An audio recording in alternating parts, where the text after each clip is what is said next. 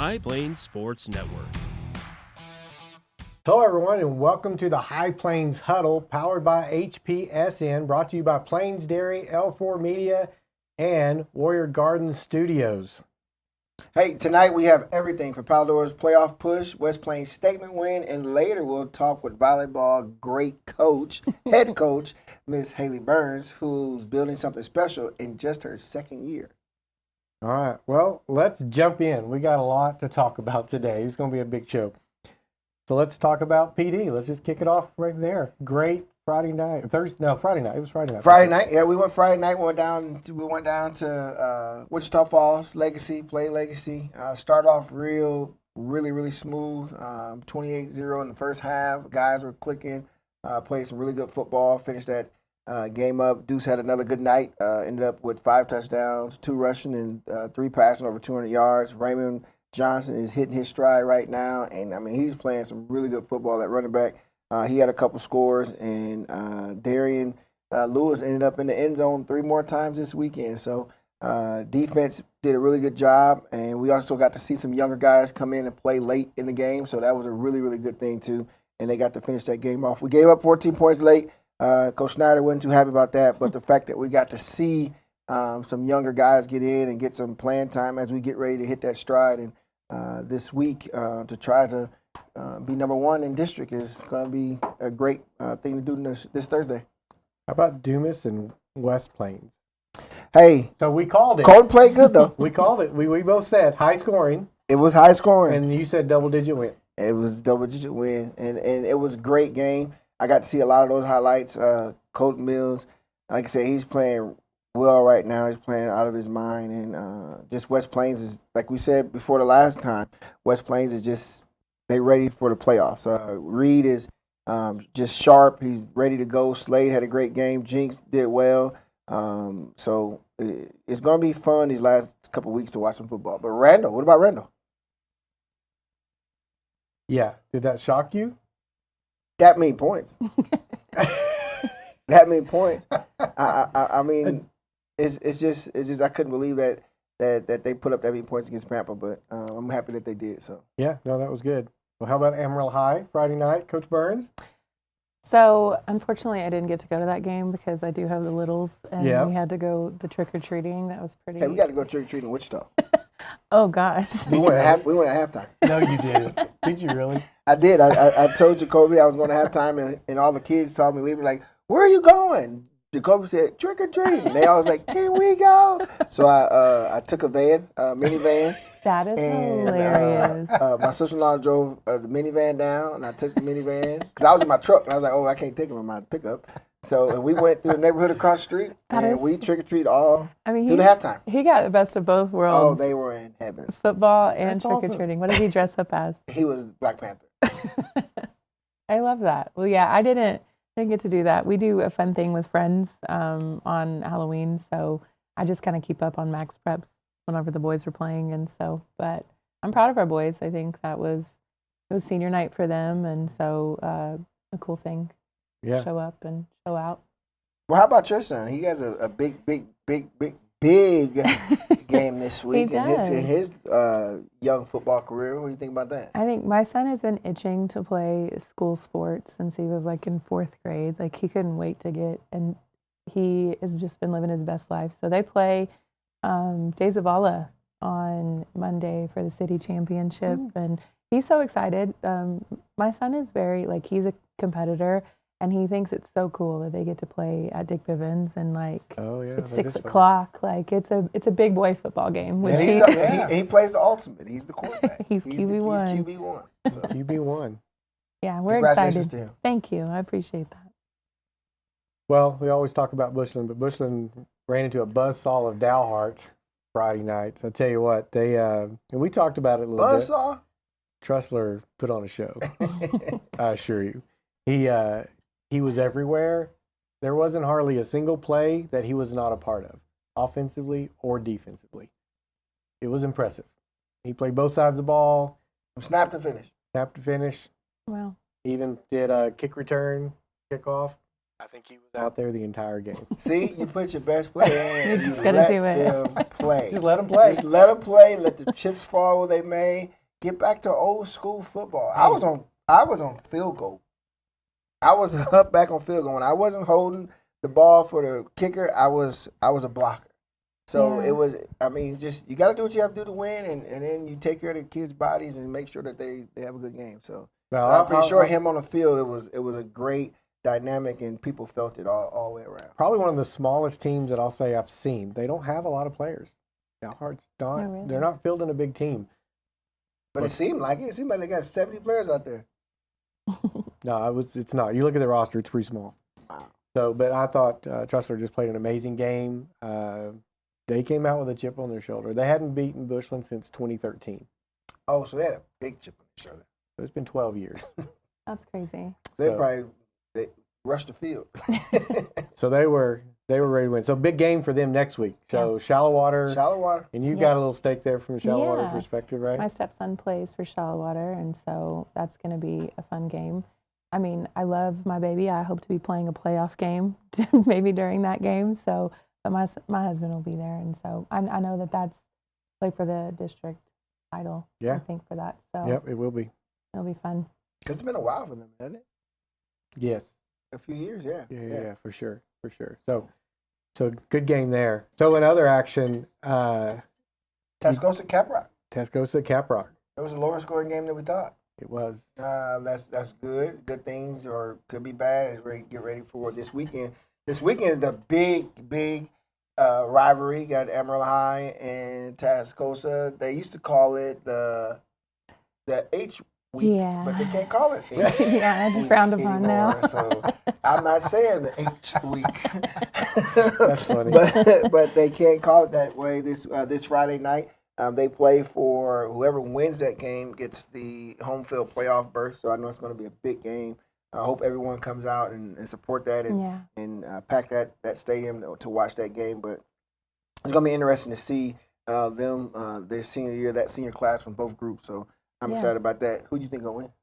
I'm pulling for my Sandies as always. Oh, okay. That's a fun little rivalry right there. I've enjoyed being a part of that. I love games like that. Like when we play Tascosa and the community comes out.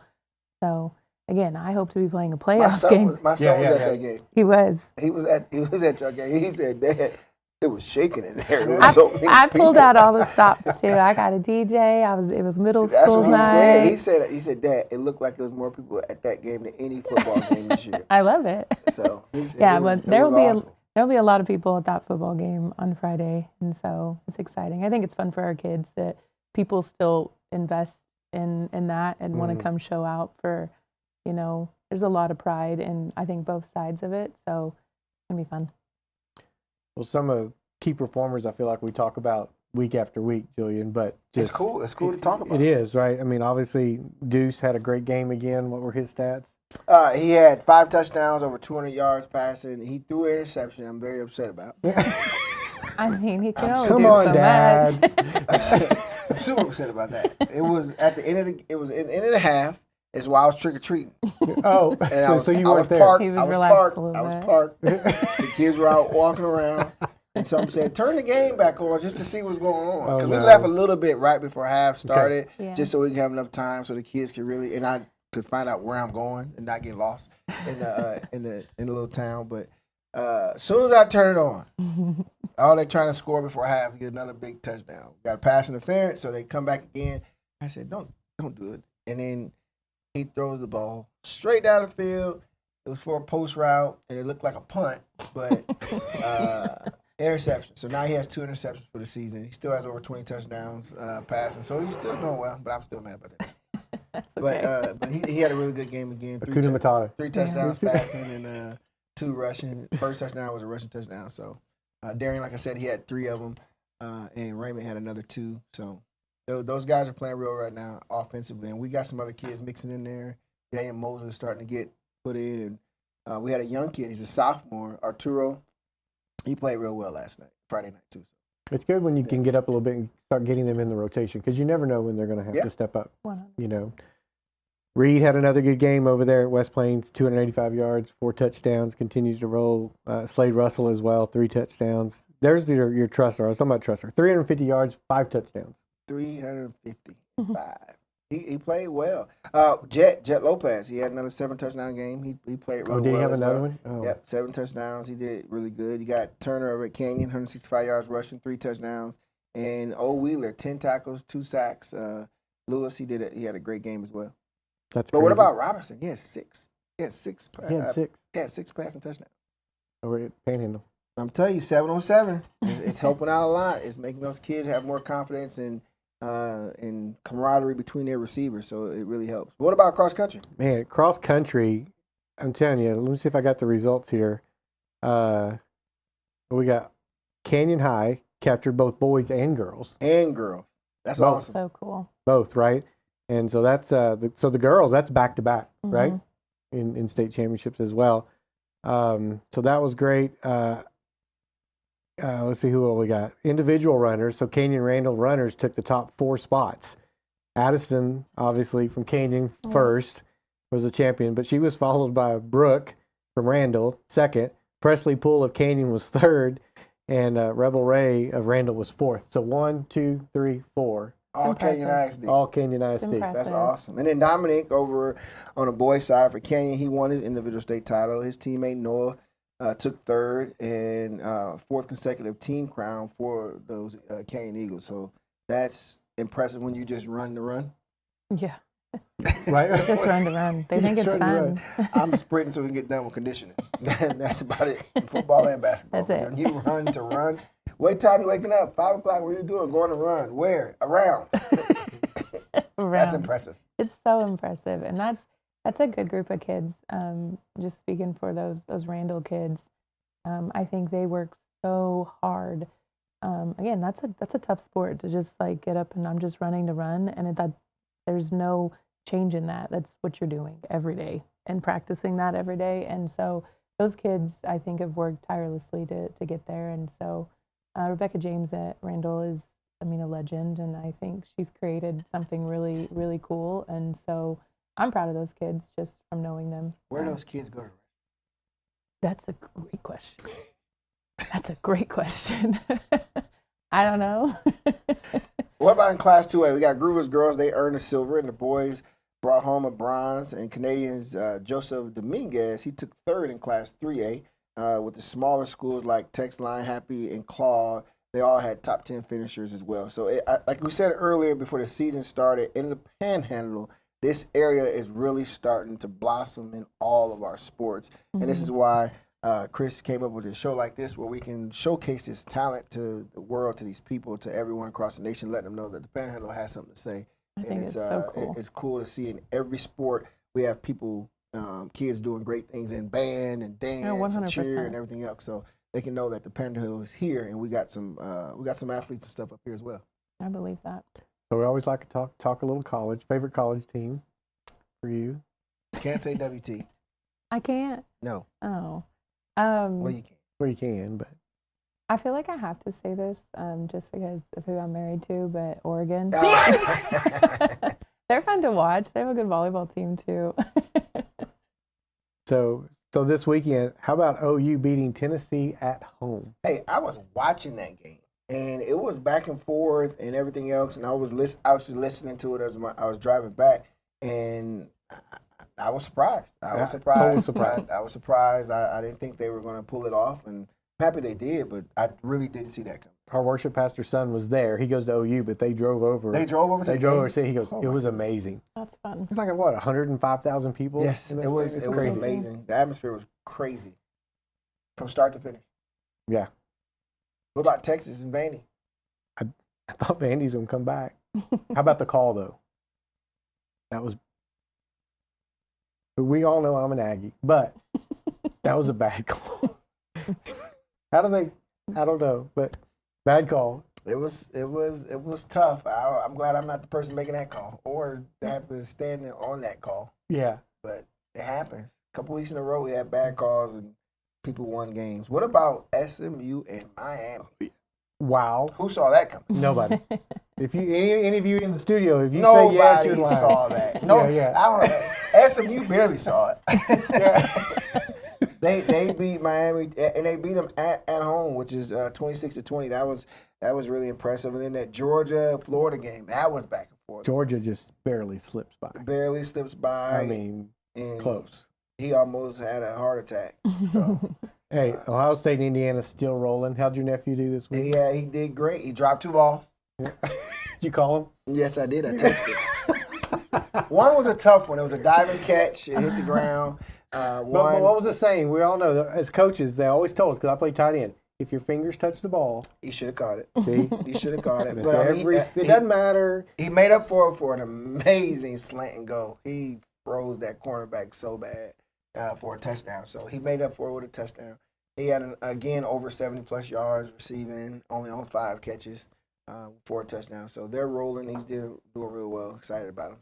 So it was good. Okay, did you see the North Texas onside kick? We were actually at that game. Deuce was on a recruiting visit there. We Cool. left Okay. Wichita Falls after the game. Man, y'all Drove put up to some miles on Dallas. this weekend. Drove up to Dallas for that game. It was an 11 o'clock game, and it was raining.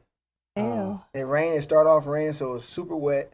By the time the game started, it did dry up. It stopped raining a little bit, but yeah, it was crazy that they called that fair catch.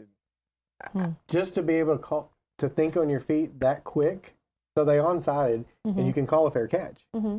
Well, when you call a fair catch, you have to have room to catch the ball. Yeah. And they didn't give him room. If they didn't give him room, they collided. all. The Navy player hit him, Uh-oh. actually recovers it. They think they've got it, but then there comes the flag out. And I'm like, to be able to think on your feet that quick to call that fair catch, And because not they too many weren't players expecting having it. that. They obviously weren't expecting it onside. Yeah. So And it was a good game. And Navy had a chance to win. They started coming back. Quarterback, they finally threw the ball. Quarterback put the ball in the one spot. He probably should have threw a back shoulder. He kind of lobbed it. And free safety 14 from North Texas came over and robbed that, and it kind of shut them down. But before that, it was an interception by the same kid. Navy quarterback lobs it over. And you think, like, again, heads-up play, you think he's going to just knock it down. Well, when he put his hand up, we thought he was going to knock it down. He cradled it and caught an interception. Oh, wow. I mean, no one, even the coaches were on the sideline They're like, like, hello? yes. So how good is North? I mean, It was good. North Texas playing crazy great this year, and that quarterback story. He's amazing. We got to talk to him after the game. So he never that's started in cool. high school. He He was a never second-string started. quarterback. He never started. He always played. Say he just works. You know, he bet on himself. He thought he could play. Mason Fines, he also went into the Hall of Fame over the weekend. He's one of the best quarterbacks. He threw over like 12,000 yards, almost 13,000 yards. He got inducted to the Hall of Fame, but he never started, but he played. And I tell kids all the time, no coach can tell you can't play in college. There's a college for any kid who wants to play a sport. It's just up to I agree. you to go out and to see if it happens or let that coach decide it. But he came out, he was he Crazy. believed in himself and he did it. But their AD is what's really pumping them as well. He's a young guy. He's full of life. They had a section where they had all the kids had their shirts off, twirling, and the place was going crazy. That's It was only fun. 4 kids up there at one point. Then you look back up, it's a sea of kids, shirts off, having a good time. That's so cool. And then you look up, the AD's up there with his shirt off. Hello, they think it makes a difference. It's called something called That's shirts great. off or whatever. Like Okay. tore your shirts and there's all this, and That's he was in the fun. middle of all that. And I mean, that place erupted, and then you can tell that they have something cooking up there. Morris I has love something that. really going. Hopefully, they don't pick him for one of these 18 jobs that's wide open. That's cool. That's some college football for you. Love That's that. really awesome. UIL snapshots. We're going to talk more when they get final, but there's some interesting movement, right? I think we talked and we said Plainview probably dropping down. Plainview maybe dropping down. Yep. PD going to stay? they think? PD looks like they're going to stay. I don't know if we have enough kids to move up. We Okay. want to. I think Coach Mills would like to, just to put us all. Now, there's this rumors area. all flying around that they're actually going to, over last year's numbers, they're actually going to be lower, so the threshold's going to drop. Oh, wow. And the reason why, they're saying a lot of the Dallas schools, their enrollments have dropped, but they don't want to push them all They don't down wanna in push those them lower down. divisions. Yeah. So they may actually change those numbers a little numbers. bit to where that they'll be lower than what they were last year. So we'll How does see. that affect you guys at volleyball? So volleyball's a little different just with the fact that they've done now the Division I, Division II. And that happens at playoff time, is that right? Or do they- Yes. they Okay. play. So we're not in our, like I have a 9-team district. Okay. And so they pushed our season up this year a week because now there's no more regional tournament, and there's not technically a state tournament as well. It's only the state final game. Oh. So they pushed it up a week. So I had one non-district game before I started district. I started district in August. That's like Really? third week of season. Oh, wow. And so Okay. I say all that to say that right now it's hard. And so the snapshots are gonna, I think people are trying to push away from having these big districts, 9-team districts, and I don't know how it works of having like being in your small school, big school divisions. And so like that being your district, I don't know how that's going to work out, but volleyball is normally the guinea pig for all the things. Like when they came out with all of this. Well, they used to do it. So in football, way back, and I think it was 90, when they first did the split, and they did it for football, they did it real similar to what they're doing in volleyball. You played in your normal district, but based on your enrollment size, so you that's got what pushed to one. If you were, you got to push to that big school division, and then the other two played down. And I know that because that's the year my high school won state in 1990. Marshall got pushed up to the big 5A for the first time ever. Had to go play San Antonio Converse Judson that year for the state championship, and that school was probably 3 times bigger than my high In school. your high school? Yeah, That's impressive. we won, but I Yeah. mean, still, you look on their sideline versus our sideline. They got twice the players, twice the fans. I mean, it was incredible to see that. So It's just kind of hard right now, like how we're doing that. Like the top 4 go, and then like us and Tascosa go big school. But then I've got to do a little more work to figure out like enrollment and who's going to come out of that district. So and do to all the kinda state games get played still in Dallas? So what they've done this year is different than last year. They are going to have November 15th will be the designated day for the state semifinal game. So, Okay, so all play on that day. all play on that day, and UIL. Rest of the week then? But different locations? Yes. Oh, So okay. UIL will. So last year it wasn't that, and that was Yep. the big. I mean, it didn't make sense because there were teams that made it to the state semifinal game, and they had to set it up like, hey, I'm playing this team. I'll use Alito and McKinney North played in the state semifinal game. Had to go find a location, kind of like a regular game. They do everything themselves? They had no medals, Wow. no trophies. Yeah, the volleyball people threw a fit. And so that's why our season got pushed up a week this year to have a designated day, November 15th. That's when you'll play the state semifinal game. And UIL will have more of a say in that. But still, the state final game is the only game that's played at the Curtis Colwell Center in Garland. Oh, That's cool. Yeah. okay. Well, we're up to for predictions. You get to Okay. play a part in this. We'll just pick random. We don't have to pick all the list, but we can go through whatever you want. Okay. All right, we got, let's go Amarillo, no, let's go Bushland and River Road. Bushland. Bushland. Shallow Water, Dalhart. Shallow water. Oh, I got Bushland. I got Dalhart. I'm going Dalhart. Sorry. Okay. I just, Perryton, Borger. Perryton for me. I think I'll pick Perryton. Perryton. I think Perryton. Canyon, Randall. Ooh, Randall. Go Raiders. Oh, she didn't even blink. I think I like Randall. my Gander. I got Randall. Dan Sherwood. I'm supportive of him always. Yep. Pampa, Dumas. Dumas. That Caprock connection. I got Yeah. Dumas. Dumas. West Plains, Hereford. West Plains. Got West Plains. Abilene, Cooper, Paladura. Petey. That was a I'm little just pause kidding. right there. No, What is it? I did What's that on going on purpose. I did that on purpose. What's PD. going on here? Plainview, Abilene, Wiley. I got Plainview. I'll give a little love to Abilene Wiley. Okay. I'm going to go Wiley. Wichita Falls, Legacy versus Memorial. I'm Memorial. going Memorial. A Memorial. Yeah. I think Memorial. Caprock, Monterey.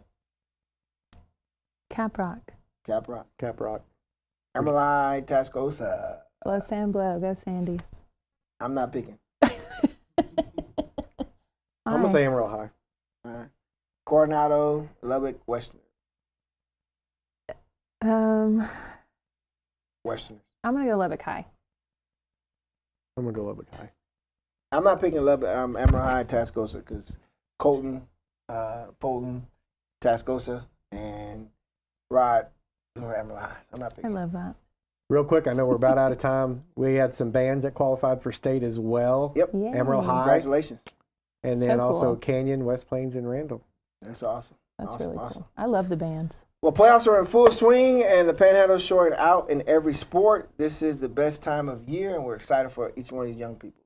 Big thanks to Coach Burns for joining us. Thank you Really guys for enjoyed having it. me. And thanks again to Plains Dairy, L4 Media, and Warrior Garden Studios. Have a great week. I'm Julian Reese. Chris Welch. Haleigh Burns. Spike it.